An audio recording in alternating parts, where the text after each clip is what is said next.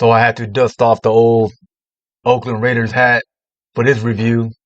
I'm from Oakland, man, so I was rooting for the home team. I really wanted this movie to be really good, cult classic, whatever, as long as it's good. I guess I expected a little too much because it's good, but not really good, not great. They could have went a whole different route. I like the premise. I like what they were going for, but the execution wasn't there. So this movie is about four short stories in one. Something like The Creep Show, that old 80s horror movie that I like a lot. So it starts off with the very first story being about punk rockers versus neo-Nazis, skinheads. In all the years of living in the Bay Area, in Oakland, I've never heard of skinheads roaming around there doing stuff. And I looked it up because these stories are supposed to be based on true stories, somewhat. And yeah, in Berkeley, it wasn't Oakland, but in Berkeley, punk rockers would fight against neo-Nazis who would go there to cause trouble and stuff. That makes more sense.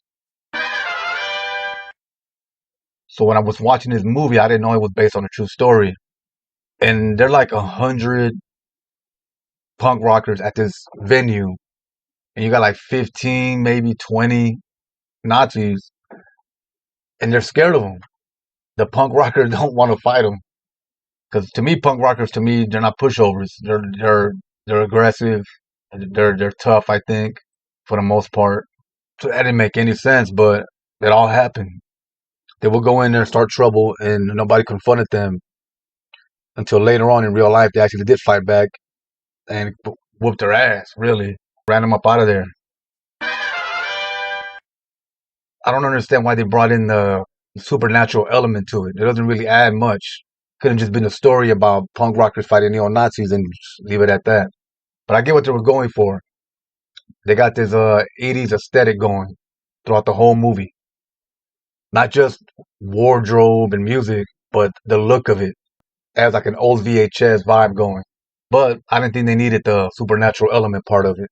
And yeah, being that it's a Bay Area movie, it's a little woke. Not too heavy-handed, but just a little. A couple little cringe lines here and there, but nothing too heavy-handed. So when they confront these neo-Nazis outside of the venue, one thing I thought of instantly was the Beat It video by Michael Jackson. That's one thing I'll say about this movie is that it borrowed from a lot of different movies or, music videos. There's an 8 Mile, Creep Show, Quentin Tarantino. Like the four stories in this movie, they're all connected, just like Pulp Fiction. Same style. They're all interconnected. Or the movie Crash. But I think Pulp Fiction did it a lot better. And sometimes they have good practical effects, and sometimes it's really bad. Like there's a scene where blood gets splattered, and I swear it looks like Kool-Aid or something. Like, what the hell was that? Like, buying fake blood, it's easy as hell now. It's not that expensive. But it was this very thin, clear looking red liquid. What was that? And there's one part during the neo-Nazi fight where they use CGI blood. And oh my God. It looked atrocious, man. It looked bad. So bad that I think it was intentional. But nah. Even intentionally, man, it looks too messed up. Too stupid. And as my girl pointed out, she said, at least the neo-Nazis didn't fight with weapons. Because the Nazis, they were outnumbered and they were fighting with their fists. And then the punk rockers, who were way more than them, started hitting them with weapons, cutting them open, stabbing them, and all kind of stuff. I was like, why bring out weapons if you're outnumbering them? But okay. And there's this one part during that fight where there's a man on fire. A neo-Nazi gets lit on fire. And they have that suit to protect the stuntman. Man, was it obvious. It was a suit. You can tell it was a suit. I know this movie was low budget, but that's the thing I like about the old school movies where that you don't have the budget, you don't have the money or the technology. You do like camera trickery, cutaway shots, whatever, and it worked. Back then it worked, and I think it still could work. But here they were like, we're gonna show it, we're gonna show that man running and burning for a good while, and it just looks bad, man. Now the second story, I like it. It's also based on a kind of based on a true story where Too Short battles a female duo called Danger Zone. Now that never happened. I looked it up. I looked all this up, see how true it was, and it never happened. But they did make a song together called "Don't Fight the Feeling," and they go back and forth. But here they straight up to me look like they ripped off 8 Mile. There's even a part where one of the girls is in the bathroom, standing over the sink, looking at the mirror. Come on, if you've seen 8 Mile, then you know what it is. They must have got it from that.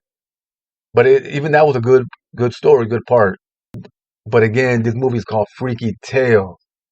It's supposed to be crazy, some kind of crazy twist, some kind of story that is not part of the norm. And that story, the second one, is just battle rapping. It's just two girls going against a famous rapper. It was good, but it had nothing to do with the title of the movie, Freaky Tales. And there's a Too Short look-alike. And at first I'm like, what? Why? What is that about? But he did a good job.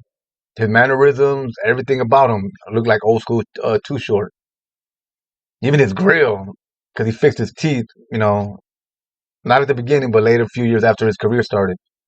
And it's all there. And he did a pretty good job. The one that stood out the most, the best story of all. And again, it had really nothing to do with anything supernatural or anything freaky. Was the third story with Pedro Pascal. Man, that one was good. That could have been a movie all by itself. Because that really happened somewhere in real life.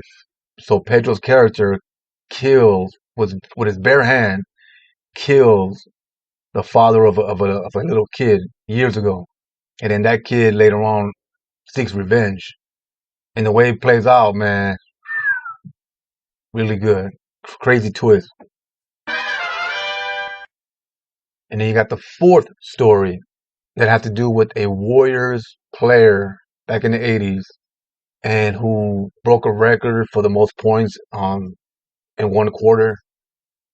They beat the Warriors beat the LA Lakers. I think playoffs. It was a playoff game, but they added some more stuff to it. Little bloodshed.